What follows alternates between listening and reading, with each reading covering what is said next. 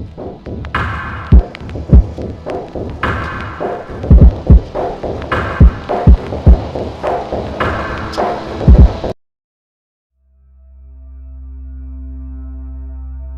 कभी काला जादू के बारे में सुना है?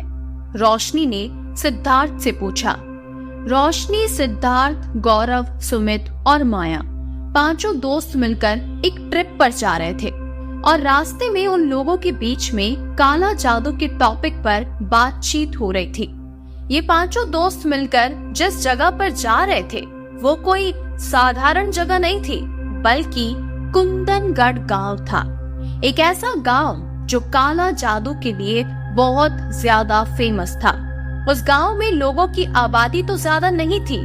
ये गांव कुछ पहाड़ियों और जंगल के बीच पड़ता था और ठंड के मौसम में यहाँ बर्फबारी भी हो जाया करती थी और कभी कभी तो बर्फ इतनी ज्यादा गिरती थी कि इंसानों का वहाँ रहना भी मुश्किल हो जाता था।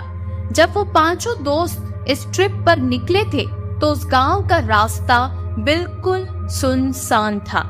हल्की हल्की बर्फ गिर रही थी, ठंडी का मौसम था और रात का समय। सिद्धार्थ डरते हुए अपने बाकी दोस्तों से कहता है, यार मैं अभी भी कह रहा हूँ, हम जिस हवेली पर जा रहे हैं वो बहुत ही हॉन्टेड जगह है। माना जाता है कि वहाँ पर बहुत ज्यादा काला जादू हुआ करता था और बहुत सारी आत्माएं वहाँ वास करती है। आज तक वहाँ जो भी गया है कभी जिंदा लौटकर वापस नहीं आया। मैं अभी भी कह रहा हूँ, हमें उस हवेली में जाने का अपना प्लान कैंसिल कर देना चाहिए। कहीं और घूमने चलते हैं ना। न जाने क्यों मुझे बहुत अजीब सी घबराहट हो रही है। जब इतने सारे लोग कुछ कह रहे हैं तो जरूर इस बात में कुछ ना कुछ सच्चाई तो होगी ही ना। तभी गौरव कहता है, तो चुप रहना यार, कभी कभी तो ऐसी हॉन्टेड जगह पर जाने का मौका मिलता है। इतनी मुश्किल से ये जगह हमें मिली है और अब तू कह रहा है कि हम यहाँ जाने का प्लान कैंसिल कर देते हैं। तू पागल है, कितना डरता है यार तू। और फिर हम पांचों एक साथ तो हैं, कुछ भी नहीं होगा। और ऐसे फालतू की बातों पर तू कब से विश्वास करने लगा? तभी माया कहती है, यार सिद्धार्थ सही तो कह रहा है। वैसे भी जिस हवेली में हम जा रहे हैं उसके बारे में हमने कितना कुछ सुन रखा है और मुझे भी वो हवेली साधारण नहीं लगती। तुम उसका नाम ही तो देखो, कितना भयंकर है, काल भैरव की हवेली। इन्हीं सब बातों के बीच उनकी कार उस रास्ते पर चली जा रही थी। तभी अचानक सिद्धार्थ कार की स्पीड थोड़ी बढ़ा देता है। ठंडी ठंडी हवाएं खिड़की से कार के अंदर आ रही थी और वो रास्ते का लुत्फ उठा रहे थे। लेकिन तभी अचानक सिद्धार्थ को ऐसा लगता है जैसे कोई जानवर आकर उनकी गाड़ी के सामने टकरा गया है। सिद्धार्थ एक जोरदार ब्रेक मारकर गाड़ी को रोक देता है और पांचों दोस्त गाड़ी से नीचे उतरकर उस जानवर को देखने लगते हैं। पांचों दोस्त उस जानवर को देखकर बहुत ज्यादा डर जाते हैं क्योंकि वो एक जंगली भेड़िया था जो उनकी कार से आकर टकरा गया था और रास्ते पर सिर्फ खून ही खून बिखरा हुआ था। और सबसे ज्यादा आश्चर्य की बात तो ये थी कि उस जंगली भेड़िए का सिर कटा हुआ था और ऐसा लग रहा था जैसे किसी तलवार से उसका सिर काटा गया हो। लेकिन एक कार से टकराकर उसका सिर कैसे कट सकता है? वो पांचों दोस्त बहुत ज्यादा घबरा जाते हैं कि ये हमसे क्या हो गया। तभी गौरव कहता है, यार यहाँ पर वैसे भी लोग कम हैं, हमें किसी ने देखा भी नहीं है और एक जानवर ही तो है। एक काम करते हैं, इसे यहीं छोड़ देते हैं और फटाफट यहाँ से निकल जाते हैं, इससे पहले कि कोई हमें देख ले। चलो जल्दी निकलते हैं। सिद्धार्थ और बाकी सारे दोस्त फटाफट अपनी गाड़ी में बैठ जाते हैं। सिद्धार्थ कार की स्पीड एकदम फुल कर देता है ताकि जल्दी से जल्दी उस जगह से आगे निकल जाए। कुछ दूर आगे जाने पर वो एक बोर्ड को क्रॉस करते हैं और उस बोर्ड पर लिखा था कुंदनगढ़ गांव। यानी इसका मतलब अब वो पांचों दोस्त उस भयानक गांव में प्रवेश कर चुके थे। जैसे ही वो गांव में प्रवेश करते हैं, रास्ते में उन्हें कभी किसी जंगली भेड़िए का कटा हुआ सिर दिखाई देता है, कभी किसी बकरे का कटा हुआ सिर, तो कभी किसी बिल्ली का कटा हुआ सिर, तो कहीं नींबू मिर्ची जैसी काले जादू वाली चीजें रास्ते में पड़ी हुई नजर आती है, जिसे देखकर उन्हें कुछ भी समझ नहीं आता और वो बहुत ज्यादा डरने लगते हैं। तभी रास्ते में चलते चलते उन्हें एक चाय की टपरी नजर आती है। सारे दोस्त मिलकर सोचते हैं क्यों ना यहाँ पर रुककर एक एक कप चाय पी ली जाए। वैसे भी बरस गिर रही है, ठंड का मौसम है, उसमें गर्मा गर्म चाय हो जाए तो बात ही क्या है। ये सोचकर पांचों दोस्त उस चाय की टपरी पर जाते हैं। वहाँ पर एक बूढ़ा सा आदमी होता है जो उन्हें चाय देता है। उसके बाद वो बूढ़ा आदमी उन पांचों दोस्तों से कहता है, बच्चों तुम यहाँ किसी से मिलने आए हो, किसके घर जा रहे हो? तभी सुमित कहता है, दादाजी हम यहाँ की वो हॉन्टेड हवेली है ना, काल भैरव की हवेली, वहीं जा रहे हैं। तभी वो बूढ़ा आदमी कहता है, हे भगवान कैसे कैसे लोग हैं, खुद चलकर मौत के मुंह में जाना चाहते हो? तुम लोग पागल तो नहीं हो गए हो? काल भैरव की हवेली में जाने की बात कर रहे हो? तुम्हारा दिमाग तो खराब नहीं हो गया? यहाँ से वापस चले जाओ, तुम जानते नहीं हो कि तुम क्या कह रहे हो। आज तक उस हवेली में जो भी गया है वो कभी जिंदा नहीं बचा, तुम लोगों को नहीं पता क्या? तभी माया कहती है, अरे दादाजी पता है तभी तो जा रहे हैं, हमने बहुत सुना है उस हवेली के बारे में, एक बार अपनी आंखों से देखना चाहते हैं कि आखिर ऐसा क्या है काल भैरव की हवेली में। और वैसे भी आप मौत की क्या बात कर रहे हैं, मौत तो वैसे भी साथ ही चल रही है। तभी बाकी के सारे दोस्त माया को देखने लगते हैं और उसे कहते हैं, माया ये कैसी बातें कर रही हो तुम, और क्या कह रही हो, मौत साथ में चल रही है मतलब? तभी माया कहती है, अरे यार तुम लोग भी ना, मैं तो बस ऐसे ही मजाक कर रही थी, मेरी बात को कुछ ज्यादा सीरियसली मत लो और चुपचाप चाय पियो, फिर हमें काल भैरव की हवेली भी तो जाना है, जल्दी करो यार।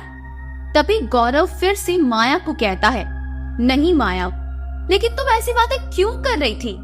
तुम्हें पता है ना, तुम्हारी बात सुनकर मैं एकदम से डर गया था। ऐसे डरा क्यों रही हो तुम? तुम जानती हो ना हम एक हॉन्टेड हवेली में जा रहे हैं और तुम पहले से ऐसी बातें करके हमें डरा रही हो। तभी माया कहती है, अरे गौरव मैंने कहा ना, मैं सिर्फ मजाक कर रही थी, मेरी बातों को सीरियसली मत लो, मैं तो बस ऐसे ही कह रही थी। और वैसे भी मैंने तो सिर्फ अभी तक इतना ही कहा है और तुम इतनी सी बात से डर गए, तो आगे तो न जाने क्या क्या होगा, फिर तुम्हारा क्या होगा गौरव। तभी रोशनी कहने लगी, माया यार तू क्या डरा रही है बार बार, पागल हो गई क्या? और आगे क्या क्या होगा मतलब क्या होने वाला है? तभी माया जोर जोर से हंसने लगती है और कहती है, अरे भाई मैं मजाक कर रही हूँ, तुम लोगों को हो क्या गया है, पता नहीं क्यों इतने सीरियस हुए जा रहे हो हर बात पर। हे भगवान मैं भी ना कैसे डरपोक लोगों के साथ उस हॉन्टेड हवेली में जा रही हूँ, अभी से ऐसे कर रहे हैं तो आगे तो पता नहीं क्या करेंगे। उसके बाद पांचों दोस्त हंसी मजाक करते हुए अपनी चाय को खत्म करते हैं और अपनी कार की तरफ वापस लौटते हैं। सभी कार में वापस बैठ जाते हैं। तभी अचानक से वो बूढ़ा आदमी लालटेन लिए कार के पास आता है और सिद्धार्थ की खिड़की के पास जाकर धीरे से सिद्धार्थ के कान में कुछ कहता है, जिसे सुनकर सिद्धार्थ एकदम सन्न रह जाता है और 2 मिनट के लिए वो कुछ भी नहीं बोल पाता और वो बूढ़ा आदमी भी लालटेन लिए वहाँ से चला जाता है। सिद्धार्थ बिल्कुल शांत हो गया था, वो बस चुपचाप गाड़ी चलाए जा रहा था और कुछ भी नहीं बोल रहा था। चारों दोस्त आपस में बातें कर रहे थे, हंसी मजाक कर रहे थे, लेकिन सिद्धार्थ चुप था। ये देखकर उसके बाकी दोस्त उससे पूछते हैं, क्या हुआ सिद्धार्थ, तू इतना चुपचाप सा क्यों है? और वो बूढ़ा आदमी तेरे कान पे क्या बोल कर गया? तभी सिद्धार्थ कहता है, अरे कुछ नहीं यार, वो बूढ़ा आदमी तो बस ऐसे ही बकवास कर रहा था। मुझे बोल रहा था कि उस हवेली में मत जाओ, लेकिन हम तो आए ही उस हवेली में जाने के लिए है ना, तो जाएंगे ही ना, छोड़ना उस बूढ़े को। और इतना कहकर सिद्धार्थ गाड़ी की स्पीड को बढ़ा देता है। अब बस उस हवेली को आने में कुछ ही समय बाकी था। कुछ दूरी पर वो हवेली मौजूद थी और वो लोग अब पहुंचने वाले थे काल भैरव की हवेली। लेकिन तभी अचानक माया जोर जोर से कहने लगती है, अब तो बहुत मजा आएगा। तभी बाकी सारे दोस्त भी एक्साइटेड हो जाते हैं। हाँ यार माया, मजा तो बहुत आने वाला है। और आखिर वो लोग पहुंच ही जाते हैं काल भैरव की हवेली के पास। सारे दोस्त कार से नीचे उतरते हैं और हवेली को देखते हैं। हवेली बहुत ही ज्यादा भयानक और खौफनाक नजर आ रही थी। उसे देखकर किसी की भी सांसें रुक जाए। ऊपर से रात का समय, सुनसान जगह, रुक रुक के चमगादड़ों की आवाजें आ रही थी, कुत्तों के भौंकने की आवाजें आ रही थी। लेकिन वो पांचों दोस्त अपने ही एक्साइटमेंट में पागल हो चुके थे। माया कार से नीचे उतरते ही एक लंबी सांस लेती है।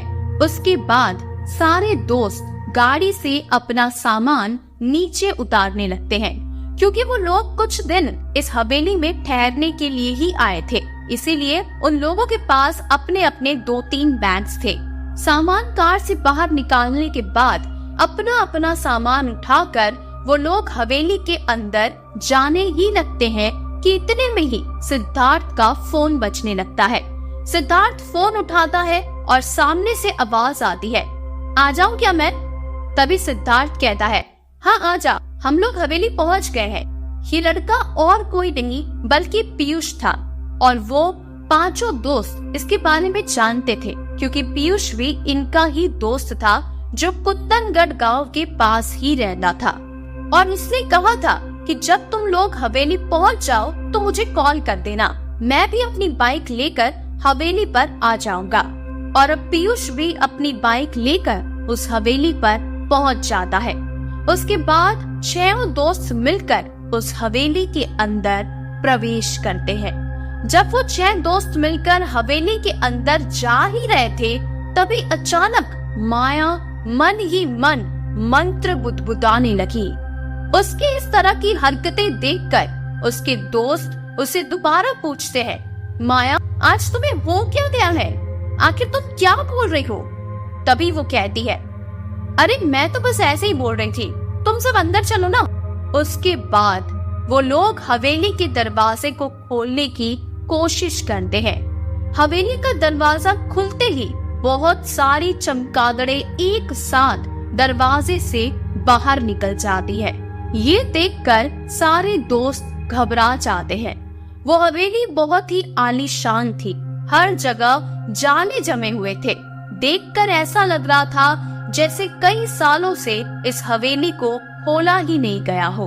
हवेली के अंदर जाते ही सारे दोस्त अपना अपना कमरा पसंद करने लगते हैं।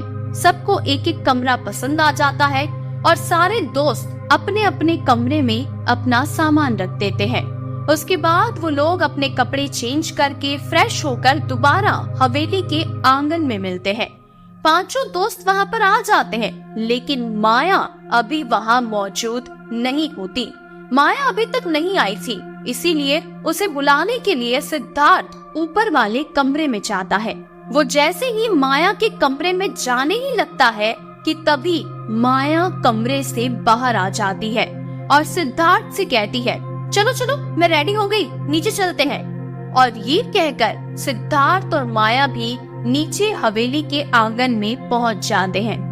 फिर सभी दोस्त मिलकर ये तय करते हैं कि ठंडी ठंडी हवाएं हैं, एक काम करते हैं, पहाड़ियों पर जाकर कैंप फायर जलाकर बैठ जाते हैं। सारे दोस्त हवेली से बाहर निकल ही रहे होते हैं कि तभी पीयूष कहता है, तुम सब यहीं रुको, मैं अभी 1 मिनट में आता हूँ। और इतना कहकर वो ऊपर कमरे में जाता है और 2 मिनट बाद वापस आ जाता है और फिर उन लोगों से कहता है, चलो अब चलते हैं। उसके बाद वो लोग पहाड़ों पर जाते हैं और कैंप फायर जलाकर बैठ जाते हैं और आपस में बातें करने लगते हैं। तभी अचानक से माया वहाँ बैठे बैठे ही कुछ मंत्रोच्चारण करने लगती है और अपनी मुट्ठी में कुछ लेकर आग में फेंक देती है और तभी आग बुझ जाती है। सारे दोस्त माया से पूछने लगते हैं, माया तुमने अभी ये क्या किया? लेकिन इससे पहले कि वो माया को और कुछ पूछते, माया वहाँ से गायब हो जाती है। तभी वो लोग माया को इधर उधर ढूंढने लगते हैं और फिर उन्हें माया पहाड़ के निचले हिस्से में दिखाई देती है, जहाँ से चढ़कर वो लोग ऊपर आए थे। माया वहाँ से भाग रही थी और हवेली की ओर जा रही थी। वो सारे दोस्त मिलकर माया के पीछे पीछे भागते हैं। जैसे ही वो सारे दोस्त हवेली पर पहुँचते हैं, अंदर जाकर वो देखते हैं कि माया हवेली के आंगन में बेहोश पड़ी थी। सारे दोस्त मिलकर माया को उठाने की कोशिश करते हैं, लेकिन माया को होश नहीं आ रहा था। लेकिन फिर भी माया इसी बेहोशी की हालत में भी कुछ बुदबुदा रही थी। उसके बाद सभी मिलकर माया को होश में लाने की पूरी कोशिश करते हैं। तभी पीयूष भागकर ऊपर कमरे में जाता है। जैसे ही पीयूष नीचे आता है कि माया को होश आ जाता है। जैसे ही माया को होश आता है, वो अपने सारे दोस्तों को धक्का देकर ऊपर कमरे में भाग जाती है और अपने कमरे में जाकर दरवाजा अंदर से बंद कर देती है। सारे दोस्त बहुत ज्यादा घबरा रहे थे। किसी को कुछ समझ नहीं आ रहा था कि आखिर ये सब हो क्या रहा है। फिर कुछ ही देर बाद माया दरवाजा खोल देती है और वो बाहर आती है। अब वो बिल्कुल ही नॉर्मल थी। ऐसा लग रहा था मानो कुछ भी ना हुआ हो। तभी गौरव माया से पूछता है, क्या हुआ माया, तुम ये सब क्या कर रही हो और तुम अचानक वहाँ से भाग क्यों गई? तभी माया कहती है, क्या कह रहे हो तुम, हम तो हवेली पर ही थे ना, मुझे तो कुछ याद नहीं, तुम किस बारे में बात कर रहे हो? उसके बाद उसके सारे दोस्तों को गुस्सा आने लगता है। अब गुस्से में सभी लोग माया से कहते हैं, माया तुम्हारा नाटक अब बस बहुत हुआ। जब से हम यहाँ आए हैं तब से तुम मजाक करे जा रही हो। हर बात पर मजाक अच्छा नहीं लगता माया। तभी माया भी गुस्से में भड़क कर कहती है, मैंने कहा ना, मैंने कुछ नहीं किया और ना ही मुझे कुछ याद है कि तुम किस बारे में बात कर रहे हो। ऐसा बोलकर उन सभी दोस्तों के बीच कहासुनी हो जाती है और गुस्से गुस्से में ही सब अपने अपने कमरे में जाकर सो जाते हैं। सुबह होती है। सारे दोस्त नहा धोकर फ्रेश होकर नीचे डाइनिंग टेबल पर नाश्ता करने के लिए बैठते हैं। अब माहौल थोड़ा शांत हो चुका था। तभी सिद्धार्थ माया से कहता है, देखो माया, ये कोई मजाक की बात नहीं है। सच बताओ ना, क्या तुम नाटक कर रही थी, मजाक कर रही थी? तुम इस तरह भागकर क्यों आई? क्या तुम्हें सच में कुछ याद नहीं है? तभी माया कहती है, मैं कह रही हूँ ना, मुझे कुछ भी याद नहीं है कि तुम लोग किस बारे में बात कर रहे हो। उसके बाद सिद्धार्थ माया से कहता है, देखो माया, तुम याद करने की कोशिश करो, आखिर तुम्हारे साथ क्या हुआ था? तभी माया कहती है, दोस्तों, मैंने तुम लोगों से एक बात शेयर नहीं की थी। दरअसल बात ये है कि बचपन से मुझे एक बीमारी है। मैं कभी कभार ऐसे अचानक यहाँ वहाँ भागने लगती हूँ और मुझे भी कुछ याद नहीं रहता और उसके बाद मैं भागते भागते बेहोश हो जाती हूँ। और हो सकता है कि कल रात को भी मेरे साथ ऐसा ही कुछ हुआ होगा और उस घटना के दौरान जो कुछ भी होता है वो सब मुझे याद नहीं रहता। हो सकता है कि कल रात भी ऐसा ही कुछ हुआ हो। मेरा यकीन मानो, मुझे सच में कुछ भी याद नहीं है और इस बीमारी के बारे में मैंने तुम लोगों से कभी शेयर नहीं किया, उसके लिए मैं माफी मांगती हूँ। तभी गौरव कहता है, अच्छा छोड़ो इन सब बातों को, जो हुआ सो हुआ। अब फटाफट नाश्ता करते हैं और तैयार होकर बाहर घूमने चलते हैं। आसपास इतना अच्छा जंगली इलाका है और फिर कुछ गांव वालों से भी जाकर मिलते हैं और इस हवेली के बारे में पूछते हैं कि आखिर इस हवेली का राज क्या है। फिर नाश्ता करके तैयार होकर सारे दोस्त घूमने निकल जाते हैं। हवेली गांव के अंदर ही थी, लेकिन हवेली के आसपास के एरिया में दूर दूर तक कोई भी नहीं रहता था। गांव के लोग हवेली से काफी दूर रहा करते थे। उसके बाद वो सारे दोस्त चलते चलते गांव की उस बस्ती के अंदर पहुंच जाते हैं जहां लोग रहा करते थे। तभी वो लोग देखते हैं कि गांव में एक मेला लगा हुआ था। रोशनी और माया खुश होकर उस मेले में चली जाती है।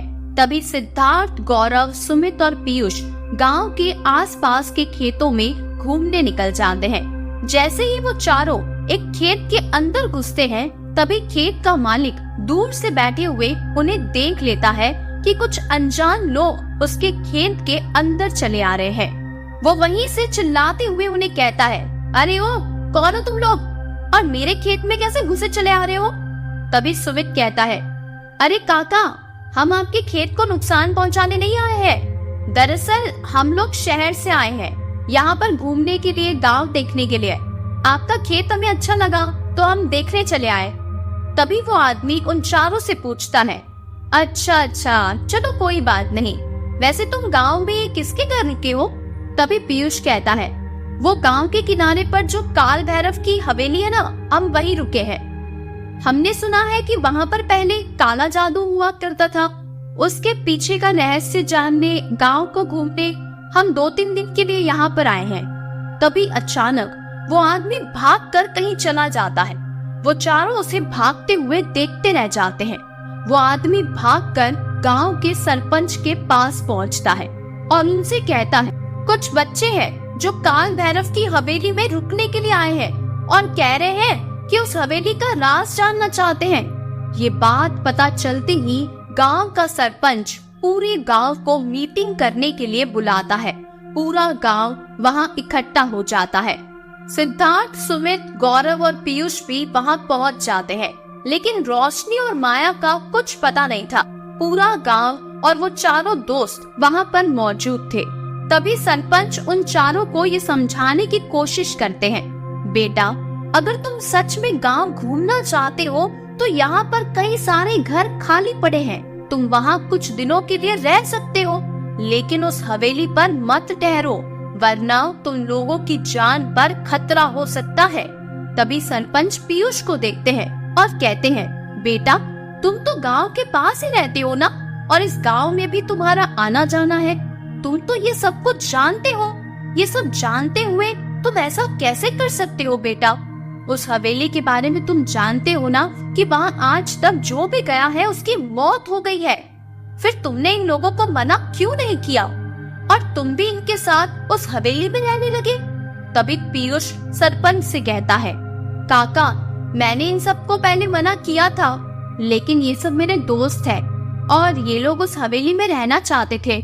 ये लोग मुझे फोर्स करने लगे कि तू भी हमारे साथ चल। उसके बाद मैं मना नहीं कर पाया। मैं भी उस हवेली के राज के बारे में जानना चाहता था, तो मैं भी इनके साथ रहने लगा और उस हवेली में रुक गया। उसके बाद सरपंच उनसे कहते हैं, देखो, अब तुम लोग एक दिन के लिए भी वहां नहीं रुकोगे।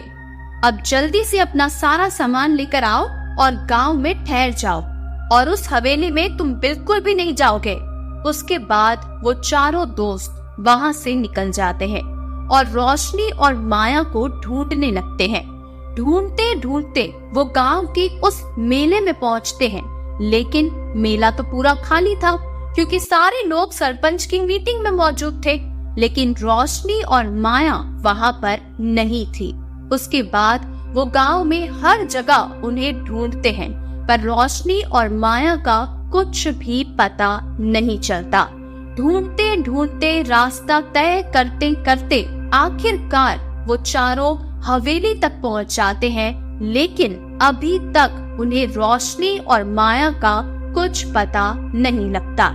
तभी सुमित कहता है, अरे उन्हें कॉल लगा लो ना, पता चल जाएगा। तभी गौरव कहता है, तुझे याद नहीं है जब हम लोग हवेली से बाहर निकले थे तो माया ने हमसे क्या कहा था कि हम जंगली इलाके में घूमने के लिए जाएंगे और वहाँ कहीं हमारा फोन गुम ना हो जाए, इसलिए उसने हम सबके फोन लेकर अपने पर्स में डाल दिए थे। हम सबके फोन माया के पास है, तो हम उन्हें फोन कैसे लगा सकते हैं? तभी सिद्धार्थ कहता है, एक काम करते हैं, हम सबका सामान ले लेते हैं, माया और रोशनी का भी सामान ले लेते हैं और गांव में चलते हैं। गांव पहुंचकर किसी भी आदमी का फोन ले लेंगे और माया और रोशनी को कॉल करके उन्हें गांव में ही बुला लेंगे और कह देंगे कि तुम हवेली में वापस मत जाना। और यही सब सोचकर वो सामान लेने के लिए हवेली के अंदर प्रवेश करते हैं, लेकिन जैसे ही वो हवेली का दरवाजा खोलते हैं, सामने का दृश्य देखकर उनकी आंखें फटी की फटी रह जाती है, क्योंकि हवेली के बीचों बीच आंगन में एक बड़े से झूमर से रोशनी की लाश लटक रही थी और उसकी लाश में से खून टपक रहा था और नीचे माया काला जादू का सारा सामान लेकर तंत्र साधना कर रही थी। माया को इस तरह देखकर गौरव जोर से चिल्लाता है, माया ये तुम क्या कर रही हो? तभी अचानक माया उन चारों दोस्तों के सामने देखती है और देखते ही देखते माया का रूप बदलकर वो पूरी तरह से काल भैरव के रूप में बदल जाती है। एक भयंकर आदमी जो दिखने में बहुत ही ज्यादा डरावना और विकराल था। उन चारों को देखकर वो इतना जोर से चिल्लाता है, उसकी चीख इतनी ज्यादा तेज थी जिसे सुनकर किसी की भी रूह कांप जाए। और तभी अचानक काल भैरव उठकर उन चारों के पास आने लगता है। जैसे ही वो उनके पास आ रहा था तभी उन चारों की नजर पीछे जाती है जहां पर माया बेहोश पड़ी थी। ये देखकर वो चारों दोस्त बहुत ज्यादा डर जाते हैं। वो वहां से भागने लगते हैं। वो पहले से ही हवेली के दरवाजे पर ही खड़े थे। वो भागकर हवेली के बाहर पहुंच जाते हैं, लेकिन बाहर पहुंचकर सिद्धार्थ, सुमित और पीयूष देखते हैं कि गौरव तो उनके साथ है ही नहीं। तभी वो तीनों दोस्त बहुत ज्यादा सहम जाते हैं। वो सोचते हैं कि हम गौरव को इस तरह अकेले छोड़कर नहीं जा सकते और इसीलिए वो हवेली में दोबारा जाकर गौरव को वापस लाने के बारे में सोचते हैं। इससे पहले कि वो लोग अंदर जाते तभी उन्हें दूर से कोई भागता हुआ नजर आता है और तभी वो देखते हैं कि वो और कोई नहीं बल्कि गौरव ही था। वो तीनों गौरव से पूछते हैं, तो कहाँ रह गया था? तभी गौरव कहता है, मैं उस काल भैरव का विकराल रूप देखकर बेहोश हो गया था और जैसे ही मुझे होश आया तो मैं भागकर बाहर आ गया। तभी सिद्धार्थ, गौरव, पीयूष और सुमित चारों मिलकर यही सोचने लगते हैं कि आखिर ये सब हो क्या रहा है। रोशनी की लाश झूमर पर लटक रही थी। माया नीचे बेहोश पड़ी थी। पता नहीं माया भी जिंदा है या नहीं। वो दोनों तो मेले में गई थी ना, तो आखिर वो हवेली तक कैसे पहुंच गई? और पहले हमने देखा तो वो माया थी जो तंत्र साधना कर रही थी, लेकिन जैसे ही हमने माया की तरफ देखा वो काल भैरव में बदल गई। आखिर ये सब हो क्या रहा है? अगर माया जिंदा है तो हमें उसे बचाना होगा। तभी गौरव जोर जोर से रोने लगा और कहने लगा कि अपनी रोशनी को खो दिया, उसका क्या? तभी सिद्धार्थ उसे कहता है, हिम्मत रख गौरव, रोशनी को तो हम खो चुके हैं, लेकिन माया को हम अभी भी बचा सकते हैं। शायद माया जिंदा हो, लेकिन वो काल भैरव के चुंगल में फंस चुकी है। हमें उसे बचाना ही होगा। लेकिन गौरव पागलों जैसी हरकतें करने लगा। मुझे कुछ नहीं पता, मुझे रोशनी वापस चाहिए। तभी सुमित ने कहा, देख गौरव, रोशनी अब हमारे बीच में नहीं है और तुझे सच को मानना ही होगा। हम हमारी एक दोस्त को खो चुके हैं, लेकिन दूसरे दोस्त को नहीं खोएंगे। एक काम करते हैं, हम दोनों मिलकर हवेली में वापस चलते हैं और माया को सही सलामत बाहर लेकर आएंगे। तभी सिद्धार्थ और पीयूष कहते हैं, ये तुम लोग कैसी बातें कर रहे हो? इसमें बहुत खतरा हो सकता है। तुम जानते हो ना, वो काल भैरव अभी तक अंदर ही है। तभी गौरव कहता है, मुझे नहीं पता, अगर वो काल भैरव मुझे मारता है तो मार दे, लेकिन मैं माया को तो जिंदा वापस बाहर लेकर आऊंगा। उसके बाद गौरव और सुमित दोनों हवेली के अंदर जाने लगते हैं। सिद्धार्थ और पीयूष दोनों मिलकर गांव के अंदर जाते हैं ताकि वो गांव के लोगों से कुछ मदद मांग सके। अब सिद्धार्थ और पीयूष गांव की तरफ जा रहे थे, तभी अचानक पीयूष रोने लगा।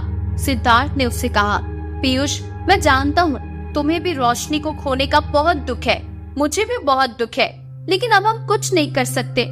तभी पीयूष कहता है, सिद्धार्थ, रोशनी को खोने का दुख तो है मुझे, लेकिन उससे भी बड़ा दुख ये है कि अब हमने माया, गौरव और सुमित उन तीनों को भी खो दिया है। तभी सिद्धार्थ कहने लगा, ये क्या कह रहे हो तुम? तभी पीयूष ने कहा, जब हमने माया को देखा था तो वो तंत्र साधना कर रही थी, क्योंकि उसी के रूप में काल भैरव वहां बैठा था। अब माया काल भैरव के चंगुल में है, इसीलिए माया नहीं बच सकती। रोशनी पहले ही मर चुकी है, और जब वो गौरव भागकर बाहर आया था तभी मैं पहचान गया था कि वो गौरव नहीं है, बल्कि गौरव की शक्ल में काल भैरव है। और अगर मैं उसी वक्त उसके सामने ये कह देता और सुमित को अंदर जाने से रोकने की कोशिश करता, तो काल भैरव उसी वक्त अपने रूप में आ जाता और हम तीनों को वहीं खत्म कर देता। गौरव और सुमित को तो हम खो चुके हैं, लेकिन अब मैं तुम्हें नहीं खोना चाहता, और इसीलिए मैं उस वक्त कुछ नहीं बोला। मैं चाहकर भी सुमित को नहीं बचा पाया। वो गौरव नहीं बल्कि काल भैरव था, और वो सुमित को भी अपने साथ ले गया।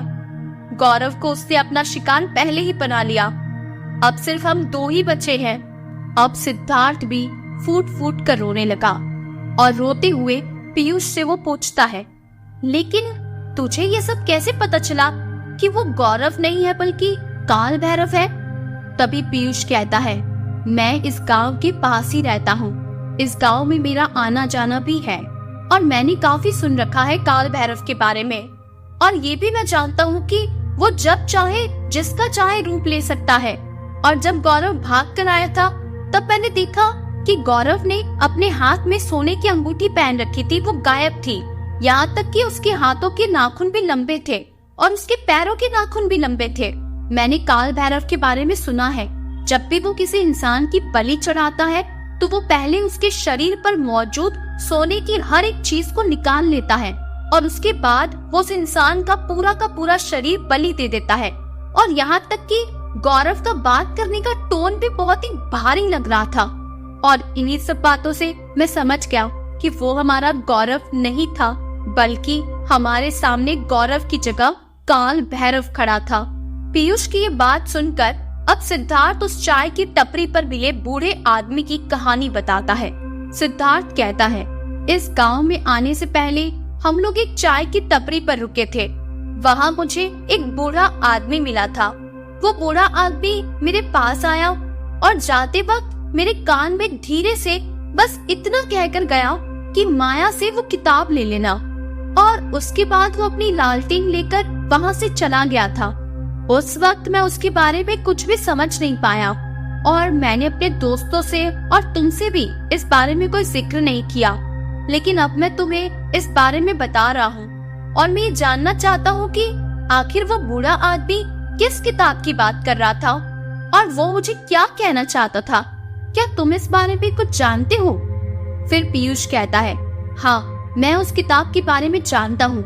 उस किताब का नाम काली तंत्र है। उस किताब के अंदर काला जादू के बारे में, काल भैरव के बारे में, काल भैरव को समाप्त करने के बारे में, और आखिर काल भैरव कौन है उसके बारे में, और काला जादू हमारे ऊपर काम ना करे उस बारे में सारी बातें बताई गई है। लेकिन वो किताब काल भैरव के पास है, और वो नहीं चाहता कि उस किताब के बारे में किसी को कुछ भी पता लगे और वो किसी के भी हाथ लगे। इसीलिए काल भैरव उस किताब को हमेशा अपने पास रखता है। और उस बूढ़े ने हमारी बहुत बड़ी मदद कर दी है, क्योंकि उसने जब माया को तुम लोगों के साथ देखा था, शायद वो तभी समझ गया था कि वो माया थी ही नहीं, बल्कि काल भैरव तुम्हारे साथ चल रहा था। और माया तो पहले से ही इस हवेली में मौजूद थी, और जो तुम्हारे साथ थी, जो हमारे साथ थी, वो माया नहीं बल्कि काल भैरव था। जब उस बूढ़े आदमी ने माया को देखा तो मेरी तरह वो भी समझ गया कि काल भैरव ने एक लड़की का रूप बनाया हुआ है, और वो तुम लोगों के साथ गाड़ी में बैठा है। इसीलिए वो सिर्फ तुम्हारे पास आया और धीरे से तुम्हारे कान में कहा कि माया से वो किताब ले लेना। इसका मतलब ये है कि अगर हमें वो किताब चाहिए तो हमें असली माया तक पहुंचना होगा, क्योंकि वो किताब हो ना हो माया के पास या माया के कमरे में ही हमें मिलेगी। और उस किताब को लेने के लिए हमें उस हवेली के अंदर वापस जाना होगा। अब सबसे बड़ी प्रॉब्लम ये है कि हम उस हवेली के अंदर जाएंगे कैसे। तभी सिद्धार्थ पीयूष से कहता है, लेकिन इन सब चीजों के पीछे माया कैसे हो सकती है? माया काल भैरव से मिली हुई है क्या? तभी पीयूष कहता है, सिद्धार्थ, याद करने की कोशिश करो, इस हवेली के बारे में तुम्हें किसने बताया था? तुम लोगों को सबसे पहले इस हवेली के बारे में किसने कहा था कि हमें यहाँ घूमने चलना चाहिए? तब सिद्धार्थ ने कहा, हाँ, बोला तो माया ने ही था। माया ने कहा था कि आज से 8-9 साल पहले ही वो इस हवेली में एक बार जा चुकी है और वो कह रही थी कि इस हवेली के बारे में बहुत सारी रहस्यमयी बातें हैं और वहाँ जाकर हमें बहुत ज्यादा मजा आएगा, और ये सारा प्लान भी माया का ही था। उसके बाद पीयूष ने कहा, अच्छा, तो अब मुझे सारी बात बिल्कुल अच्छे से समझ आ रही है। इसका मतलब ये है कि जब 8-9 साल पहले माया इस हवेली में आई थी, वो उसी वक्त काल भैरव के द्वारा सम्मोहित कर दी गई थी। पिछले 8-9 सालों से हमारी माया असली माया है ही नहीं, बल्कि वो काल भैरव के चंगुल में फंसी हुई है। वो सम्मोहित कर दी गई है और अब काल भैरव उसे एक साधन की तरह इस्तेमाल कर रहा है ताकि वो ज्यादा से ज्यादा लोगों को इस हवेली पर बुला सके और उनकी बलि चढ़ा सके। और जितनी ज्यादा बलि वो चढ़ाएगा, एक समय के बाद काल भैरव हमेशा के लिए अमर बन जाएगा, और इसीलिए वो माया का बस इस्तेमाल कर रहा है। और हम पांचों को भी इस हवेली में बुलाने के लिए उसने माया को ही साधन के रूप में इस्तेमाल किया है। और उस वक्त जब हम पांचों हवेली में आने वाले थे, तब उसने माया को हवेली में ही रखकर वो खुद माया बनकर हमारे साथ आ गया था। पीयूष आगे कहता है, इसका मतलब ये है कि माया कोई भी काला जादू नहीं जानती, लेकिन बस वो काल भैरव के हाथ की एक कठपुतली बनकर रह गई है। माया ने जाने अनजाने में बहुत सारे लोगों को इस हवेली पर लाया है और उनकी बलि चढ़वाई है। अब काल भैरव को खत्म करने के लिए या तो हमें माया को खत्म करना होगा या तो फिर काल भैरव को खत्म करना होगा। लेकिन अगर हमने माया को खत्म कर भी दिया तो वो आज नहीं तो कल किसी और को अपना साधन बना लेगा और उसका इस्तेमाल करके बलि चढ़ाने लग जाएगा। लेकिन हमें इस सिलसिले को खत्म करना होगा और इसके लिए हमें काल भैरव को ही मारना होगा। माया तो हमारी दोस्त है जो बेचारी खुद 8-9 साल से क्या कर रही है वो खुद नहीं जानती। इसीलिए हमें माया को भी उसके चंगुल से छुड़ाना होगा और उसके लिए हमें उस हवेली में जाकर माया के कमरे से उस काली तंत्र नाम की किताब को हासिल करना होगा। अब पीयूष और सिद्धार्थ को सारा मामला समझ आ चुका था, लेकिन सवाल ये था कि आखिर वो हवेली में जाएंगे कैसे और माया के कमरे तक पहुँचेंगे कैसे और उस किताब को हासिल कैसे करेंगे, क्योंकि वहाँ पर तो काल भैरव पहले से मौजूद है और वो उन दोनों को देखते ही एक ही झटके में उन्हें जान से मार डालेगा। इससे पहले कि वो कुछ सोचते, तभी सिद्धार्थ के दिमाग में एक और सवाल उठता है और वो पीयूष से पूछता है, यार मुझे एक और बात समझ में नहीं आ रही। जब हम लोग पहाड़ी पर बैठे थे तब भी तो माया यानी कि वो काल भैरव हमारे साथ ही बैठा था, तो उसने तब हम सबको क्यों नहीं मारा और वो वहाँ से भाग क्यों गया? और जब अभी वो गौरव बनकर हमारे सामने आया था तब भी तो वो हम तीनों को मार सकता था, लेकिन तब भी वो सिर्फ सुमित को ही अपने साथ क्यों लेकर गया? आखिर ऐसा क्यों? तब पीयूष ने कहा, क्योंकि काल भैरव की एक बात और है, वो बहुत सारे लोगों को एक साथ अपना शिकार नहीं बनाता, वो एक एक करके इंसानों को अपना शिकार बनाता है। सबसे पहले उसने रोशनी को अपना शिकार बनाया, उसके बाद उसने गौरव को अपना शिकार बनाया, उसके बाद उसने सुमित को अपना शिकार बनाया और अब वो हम दोनों में से एक एक को अपना शिकार बनाना चाहता है। और माया को वो नहीं मारेगा क्योंकि माया का वो इस्तेमाल कर रहा है और माया के जरिए वो लोगों को हवेली पर लाता है और उनकी बलि चढ़ाता है। अब सिद्धार्थ को सब कुछ समझ आ चुका था। अब वो दोनों यही सोच रहे थे कि आखिर हम हवेली में जाए तो जाए कैसे। तभी पीयूष कहता है, एक काम करते हैं, हम उस बूढ़े आदमी के पास वापस चलते हैं जो उस वक्त चाय की टपरी पर था।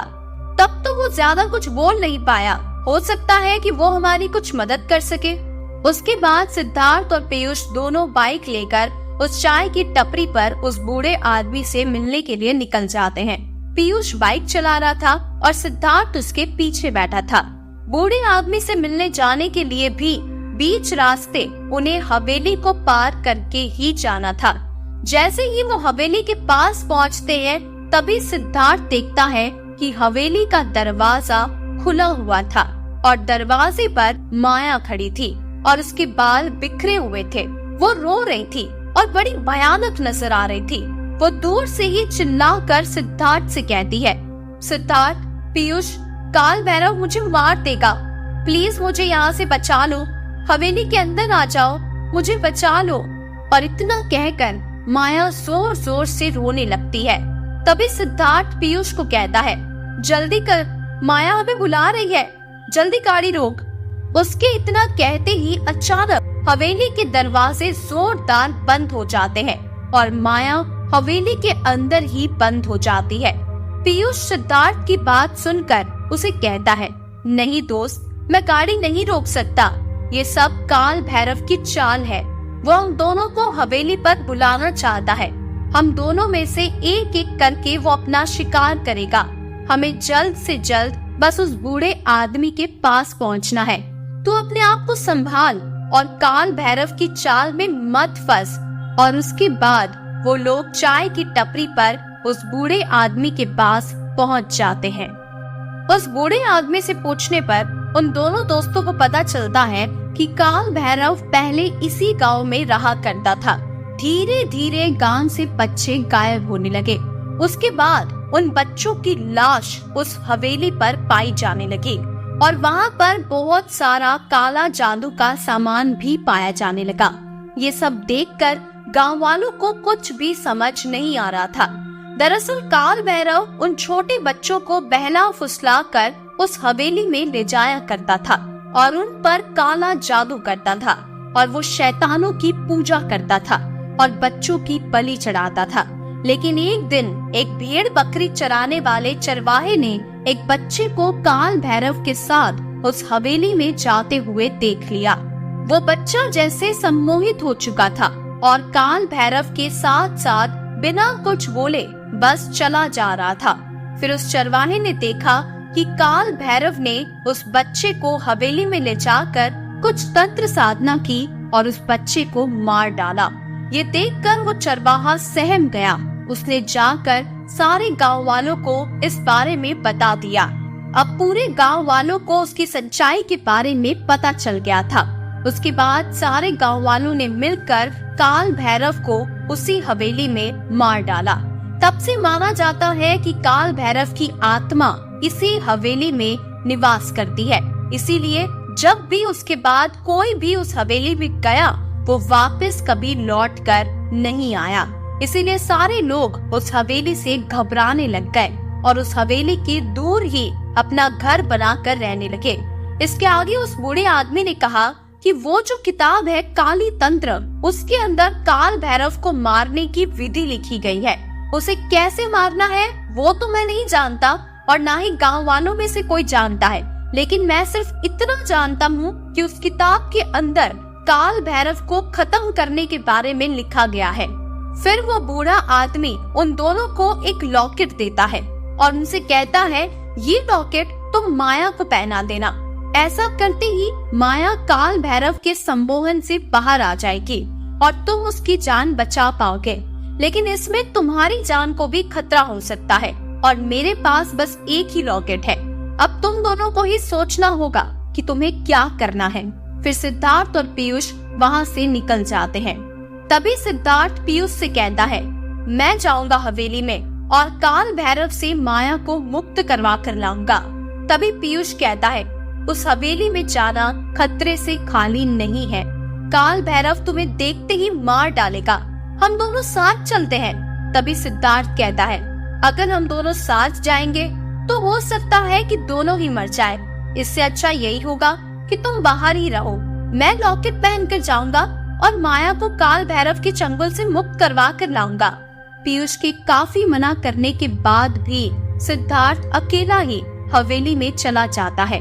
पीयूष हवेली के बाहर ही था पीयूष हवेली के बाहर से सिद्धार्थ को देख पा रहा था। सिद्धार्थ जैसे ही अपने गले से लॉकेट निकालकर माया के गले में वो लॉकेट डालने ही लगता है कि तभी पीछे से काल भैरव आकर एक ही झटके में सिद्धार्थ का सिर उसके धड़ से अलग कर देता है और उसी वक्त सिद्धार्थ की मौत हो जाती है। ये देखकर पीयूष का दिल दहल उठता है। वो तुरंत ही बिना कुछ सोचे काल भैरव से लड़ने चला जाता है और उसके बाद उसकी आंखों के सामने अंधेरा छा जाता है। कुछ देर बाद जब पीयूष की आंख खुलती है तो वो देखता है कि काल भैरव उसके पास बैठा है और काला जादू का सामान भी वहीं पड़ा है। माया भी उसके पास ही लेटी हुई है और अब काल भैरव पीयूष और माया दोनों की बलि चढ़ाने वाला था। तभी पीयूष ने ध्यान से देखा तो वो किताब काली तंत्र भी काल भैरव के पास ही रखी हुई थी।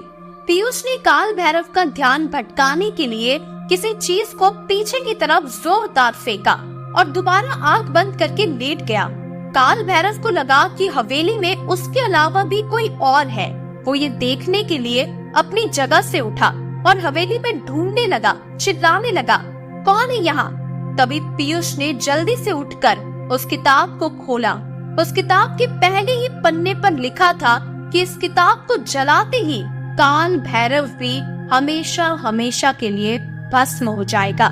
इससे पहले कि पीयूष उस किताब को उस अग्नि कुंड में डाल पाता, अचानक हवेली के सारे खिड़की दरवाजे खुल गए और बहुत तेज हवाएं चलने लगी, जिसकी वजह से अग्नि कुंड की आग बुझ गई। पीयूष अब लाचार वहां खड़ा था। उसे कुछ भी समझ नहीं आ रहा था कि अब वो क्या करे। तभी काल भैरव ने भी उसे देख लिया कि पीयूष उस किताब को जलाने वाला है। अचानक पीयूष की नजर अग्नि कुंड में गई तो उसने देखा कि कुछ चिंगारियां अभी भी जल रही थी और अचानक दोबारा तेज हवाएं चलने लगी और उस अग्नि कुंड में कुछ आग दोबारा जलने लगी।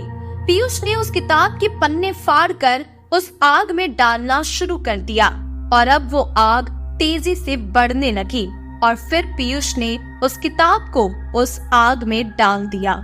किताब के जलते ही काल भैरव भी चीखते चिल्लाते हुए जलने लगा। उसकी वो चीख बहुत ही ज्यादा भयानक थी। उसके बाद पीयूष ने वो लॉकेट माया के गले में डाल दिया। वो लॉकेट माया को पहनाते ही माया भी होश में आ गई और काल भैरव भी पूरी तरह से जलकर भस्म हो चुका था और पूरा गांव भी अब काल भैरव के प्रकोप से मुक्त हो चुका था और माया भी अब पहले से काफी ठीक हो गई थी। लेकिन फिर भी पीयूष ने माया के ट्रीटमेंट के लिए उसे शहर भेज दिया और अब धीरे धीरे माया की हालत में भी सुधार होने लगा। गांव वालों ने पीयूष को धन्यवाद किया और पीयूष भी उदास मन से मुरझाए हुए वहां से वापस लौट आया। वो गांव तो अब काल भैरव की मनहूसियत से आजाद हो चुका था, लेकिन पीयूष के दिल में एक बहुत बड़ा आघात लग चुका था। उसने अपने सारे दोस्तों को खो दिया था। बची थी तो सिर्फ माया, जिसके जरिए ही काल भैरव ने उन सबको अपना शिकार बनाया था। अब वो माया को भी दोबारा कभी नहीं देखना चाहता था, क्योंकि माया को देखते ही उसे वो सारी घटना दोबारा अपनी आंखों के सामने नजर आने लगती थी।